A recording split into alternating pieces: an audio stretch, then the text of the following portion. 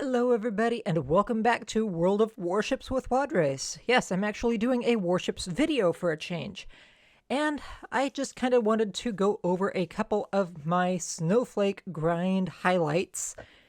And I don't think you'll be disappointed. We definitely had a couple of interesting battles here. First one being in the Chipaya, the Tier 8 Russian cruiser. However, this match is a little bit more interesting than normal because this is what I am calling a super stock Chipaya.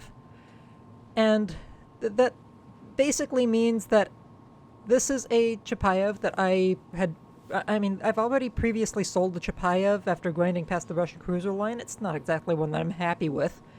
But you know what? I figured I would rebuy it and then sell it back again after I'd gotten my Snowflake off of it. Well, I didn't feel like outfitting it. So this is stock. It has none of the researchable upgrades on it. It has I think it only had like a 1 skill point captain on it. But the reason I'm calling it super stock is I don't even have any upgrade modules on it. So this has absolutely nothing affecting its performance in any way, shape, or form. No captain skills, no upgrades, no research modules, absolutely nothing. And I pull off the match that you're getting ready, or that you are watching right here and now. Now, granted, there's nothing incredibly spectacular about it, but I would like to think that the only reason that I even pull off half of what I do is specifically because of the decisions that I make over the course of the match that actually give me a little bit of the leeway that I needed in order to pull it off. For example, choosing to skirt inside the island of this Charles Martel and just peg it really, really, really hard from an angle that it could get to me, just not very well, while it's trying to focus on the battleship behind me. Stay slow enough just to make sure that I'm not running into any torpedoes. But then I'm looking at the map and I realize there's a battleship missing. Pop the radar and hello, Hood! Well, now that I know you're there, let's see what I can do about that. So, again, in full knowledge that I am, 1, a cruiser, 2, as stock can possibly get, I decided to really do something that might be a little bit risky here. But it's because it's risky, I think that it actually pays off in my favor. Because I actually push very hard into the hood to make sure that it has as little time to react to my presence as absolutely possible. And yeah, point blank torpedoes. I'm amazed it didn't even get a salvo of any sort off of me aside from whatever little it popped off with me with the secondaries. But again, I think it was more focused on the battleship, the Pommern there, that was running alongside of me, than anything else. But, I mean, holy hell! I mean, if this had been a PvP match, granted, this probably would have gone very differently, but, I mean, geez. Decision making definitely makes the difference. I will say hands down that the only reason some of this came down to what it did as far as my effectiveness over the course of this match was purely down to my experience with the game, my decision making, and just knowing when to push the envelope and when to play it cautious. I mean, if I had pushed on the wrong side of the island against the Charles Martel, you wouldn't have even had about half of the match in this case. But I did, and because I did, I basically dominate this entire match. to not put too fine a point on it. And not only that, because I was in a position right after going after the hood, I am immediately in pursuit of the CV, which doesn't even really know what to do with me when I'm this close, this fast. I mean, this match hasn't even been... This match didn't even run for a whole 10 minutes before the CV, all the enemy ships were thoroughly obliterated. And you can even see me really doing what I can to pinpoint the CV's side here. And as it starts getting low, I see it starting to turn back. Like right here, I see it starting to turn and reverse its turn. And I say, you know what? I can drill that side with AP because I'm close enough. Rounds out. And no more CV.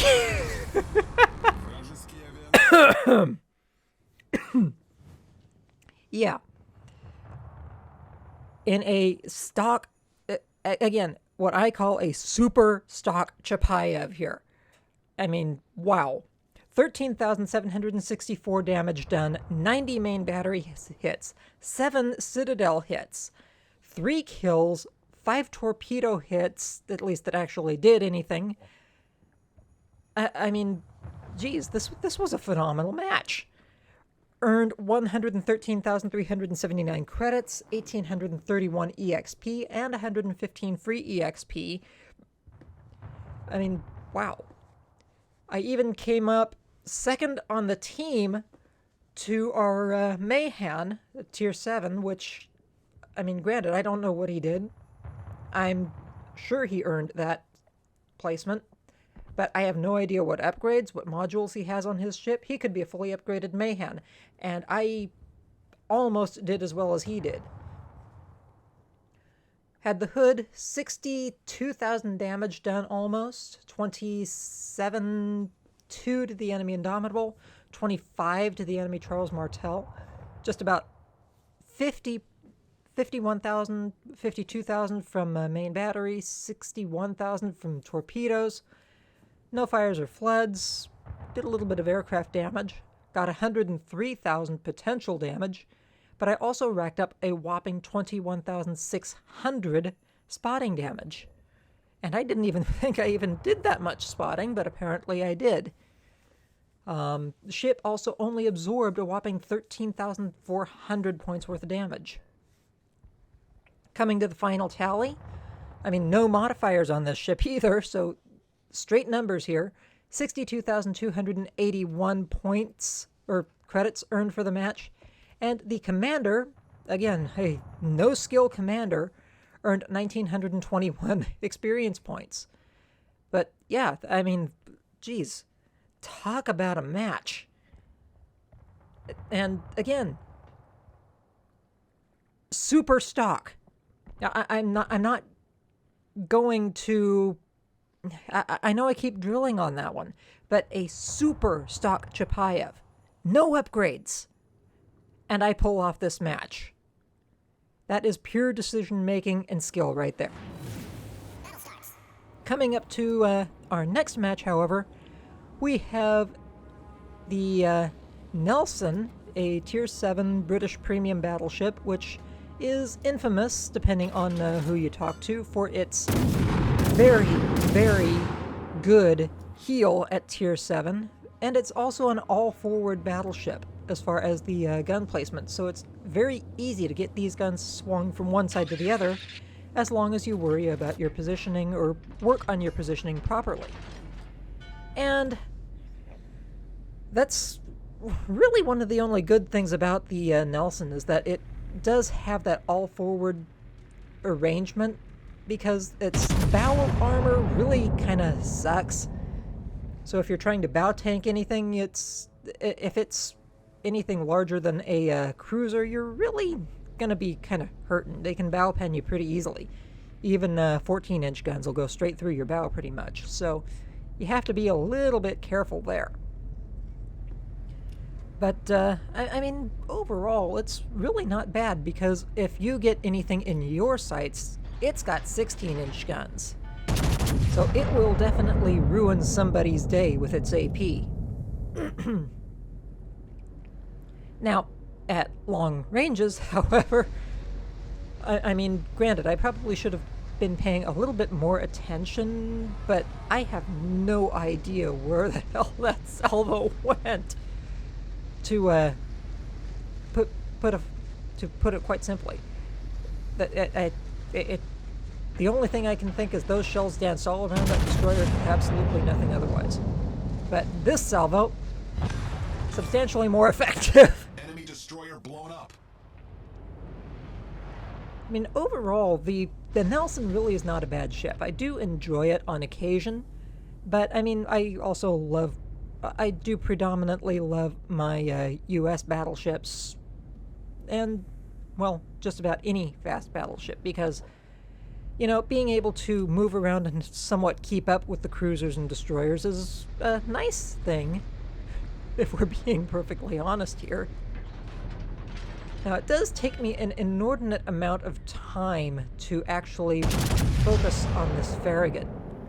Granted, I thought other people were going to kill it long before I even considered looking at it, but, I mean, it's getting close to me, and I'm seeing a lot of shells dancing around it, but not hitting it. And, yeah, I mean, I even call out for concentrated fire on it. Somebody else does manage to hit it, but, I mean, I'm looking at this Farragut dead on, almost point blank as far as torpedo range is concerned. And thankfully, somebody kills it. But, yeah, not before it got torpedoes off on me. And I probably could have paid a little bit more attention to it early on to avoid that, but even so, just, yeah, yeah, I forgot about that. Took a torpedo on the nose and got flooding.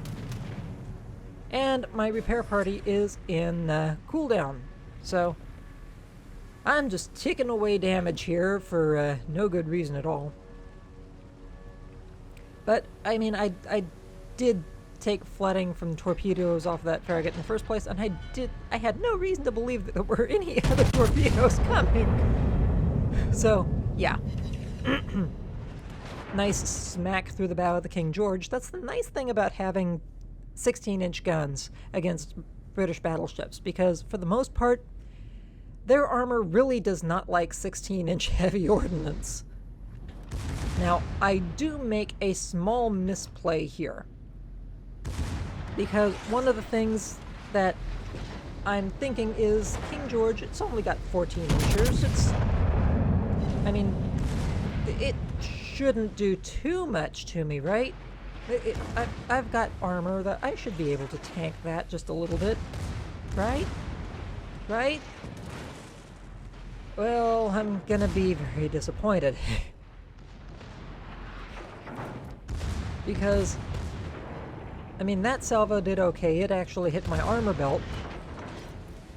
And actually, it's really more my drive-by here, where the rear turret gets a very good look at me, that I get hurt. Yeah! Can you say, heal, heal, please heal, like right now? 500 hit points was all I had left after that salvo, and I think that was a gift. So, yeah. But I also very quickly start mitigating a lot of that damage, because while the bow armor of the Nelson really is not spectacular, the stern armor is angled and goes back far enough that there's a lot less of that to hit and penetrate. So, definitely used that to my advantage, and really just didn't take too much more over the course of this match, especially since I'm also sitting pretty much at long range. The only other ship that's really out there to actually shoot at me is this Iron Duke after the enemy Nelson was taken down, and it's well, let's just say it's got bigger problems on its hands than me. It's got our King George V on his tail. And I don't know about you, but I really don't like an Iron Duke's chances. I mean, Tier 5 battleship versus Tier 7. 305s, I believe, versus 356s. And that kind of armor. Yeah, no, it's dead no matter how you look at it. It completely misses me at long range. And, I mean, I'm still trying to shoot at it, and this comes back to the accuracy of the Nelson's guns at long range. It really doesn't like anything more than, I think, like 9 or 10 kilometers. Outside that, these shells just get erratic as all hell. That being said, I do believe I get one decent shot right here. Yep, one good smack for 12,000 with 4 penetrations. But I'm not going to get another shot at it. So what I actually start doing, even though I am maneuvering to still have a shot somewhat at the Iron Duke, is at this point I was looking at the mini-map. I was getting a gauge for where the CV was.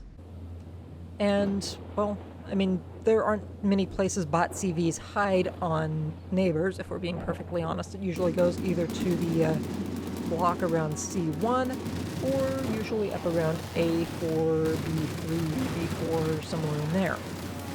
And, well, the planes, where the planes are coming from, it generally tends to be a dead giveaway. And we had a cyclone roll in, so our King George really is not that fast. It's really not even much faster than Nelson.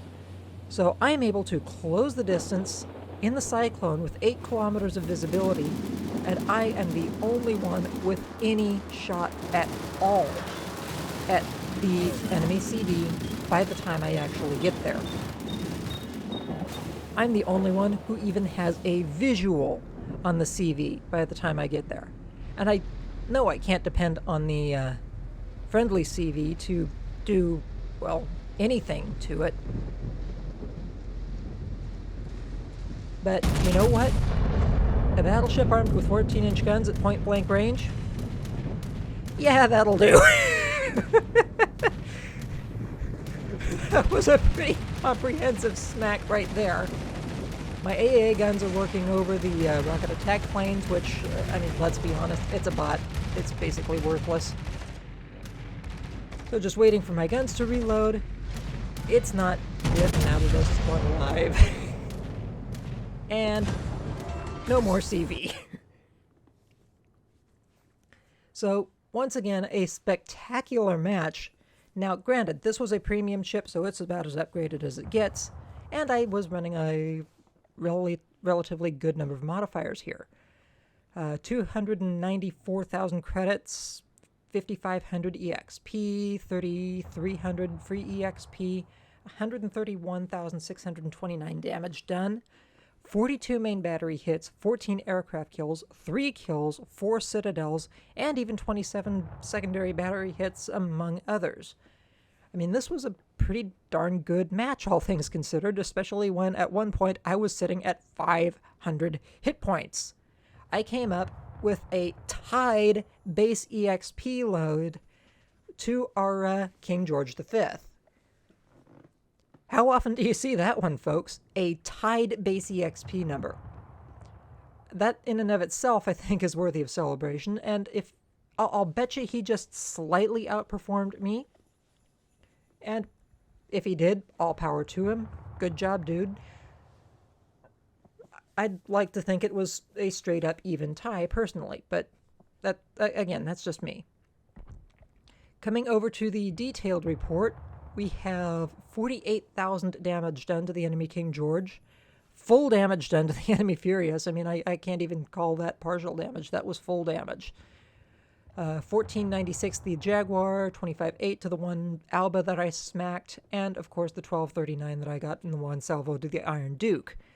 127,000 damage done overall with my main battery. Actually, 128 if you round that up just a little. Secondary battery racked up 3,600.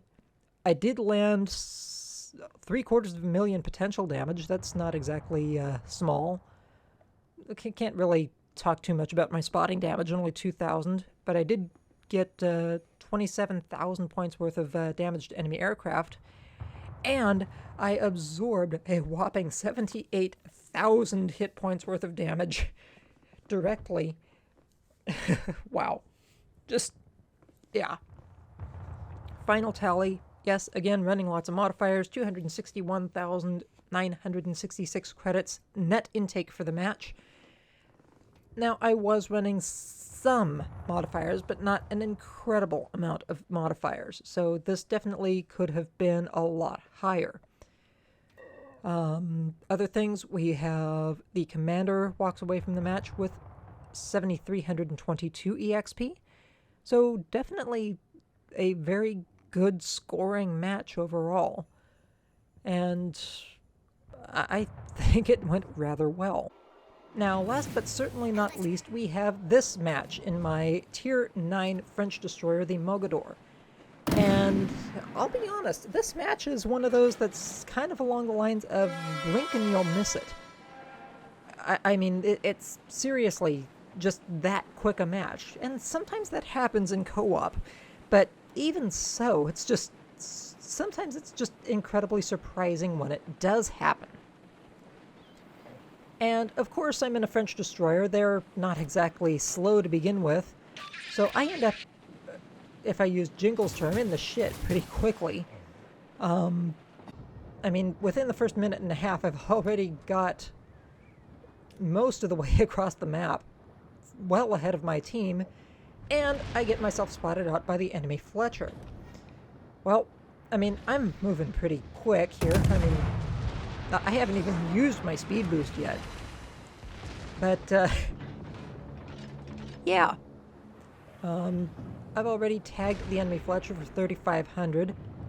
I'm not going to get another shot at it here. But I'm also still using a lot of my speed and momentum to carry around this island to see what I can shoot at, and hoping to line up on the Fletcher before it gets taken out. So now we have the enemy of Charles Martel. In fact, we've got a number of enemy ships that are actually basically Congo lined right into the Fletcher's smoke, so I'm good. Nobody can see me until I pop around this corner, and maybe the Sovietsky Soyuz can see me if I was firing my guns, but I'm not. Got torpedoes to catch the Rune as it's coming around the corner, and I am going to catch it. Though I thought I was going to end up hitting the enemy Albemarle at first, but I realized that it actually wasn't close enough for that. So, enemy Rune's down. Coming around the corner, hello Chipaya V, hello battleships. There's like 3-4 battleships right there. Hello! Nope! Get me the hell out of here. And it's a good thing Chipaya V torps are extremely short range, because otherwise that would have been bad. Enemy Albemarle. Torps out. And... uh-oh, I'm grounded, but I got the Albemarle. Enemy Chipaya V still has me detected. I'm grounded. I'm immobile with battleships and a Chipaya V staring at me. Why is nobody shooting at me? I'll take it, but why is nothing shooting at me? Okay. Yeah, okay. Shoot at the Chipaya V. Hot main battery, reload, hit the corner. Okay. Did a good chunk of damage. Vanguard took it out. Okay. Alsace. We can do this. Yes, I've got torpedoes. I'm moving like blindingly fast. With my speed boost going, I'm doing 43 knots in a turn. So, yeah, okay, let's come around on the Alsace and see what I can do.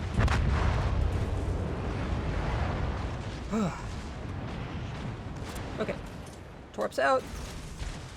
Alsace turns. Does get 2 torpedoes on the nose, but gets finished off by the enemy Baltimore. Hello, enemy Sovietsky Soyuz. You're next. Oh boy.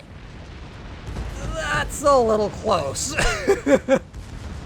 but anything you walk away from, right? Now, right about now, the North Carolina goes down. And I'm like, wait, match is over? What the hell? Yeah. Yeah. We drove the enemy points to 0. Not only did we drive the enemy points to 0, we did it in 5 minutes. I mean, holy mackerel, that was a fast match. And in that time, I did almost 152,000 points worth of damage, 38 main battery hits, 12 torpedo hits, scored 2 kills, 4 incapacitations, even got 2 citadels on that Chipaya V, spotted 6 of the enemy ships, and landed myself at top of the team with 543 base EXP.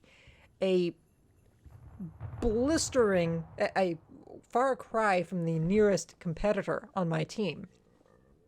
Did sizable chunks of damage to just about everything that I saw. I mean, the Fletcher certainly wasn't happy with me after losing 3,500 hit points. I took a good chunk off the Chipaya V. Alsace wasn't happy after losing 40,000 hit points. Did almost 60 of the enemy's Soyuz. And I finished off the Rune and the Albemarle. I mean, in 5 minutes. I mean, granted, I know co-op matches can go quickly, but holy mackerel. I got 128,000 points worth of damage off of torpedoes. And only 15,500 from the main battery. I got 7,000 damage from fires. I got a whopping 62,000 spotting damage. And I even managed to tank 400,000 hit points worth of damage while only taking 12,200 on a 22,000 hit point destroyer. Damn, that was an active 5 minutes. Walk away from the match with almost 290,000 credits. Commander gets away from the match with 11,000 EXP. I mean, wow. Stellar match. Stellar fast match. Whew. I might need to take a breather after just watching that one. Anyway, I suppose I'll let you all go on that note. I do hope to get another highlights video out for you at some point or other. Lord knows I've got the matches recorded for it. But in the meantime, I hope you all enjoyed. If you are new to the channel, please do not forget to like and subscribe. And I hope to catch you all again some other time. Stay safe out there, stay healthy, and I wish you all happy hunting. Wadres out.